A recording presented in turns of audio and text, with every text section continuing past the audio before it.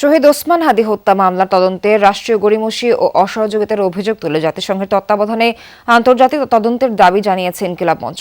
বিকেলে ঢাকা বিশ্ববিদ্যালয়ের মধুর ক্যান্টিনে এক সংবাদ সম্মেলনে এই দাবি জানায় সংগঠনটি।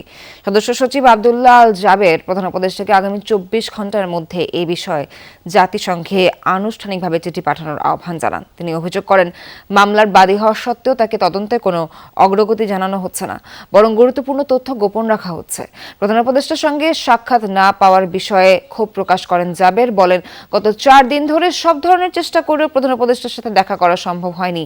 এ সময় বিভিন্ন রাজনৈতিক দলের ভূমিকার সমালোচনা করেন জাবের। বলেন, হাদি হত্যার বিচার নিশ্চিত না হলে এবং সুষ্ঠু নির্বাচন ব্যাহত হলে এর দায় নির্বাচনে অংশ নেওয়া দলগুলোকেই নিতে হবে।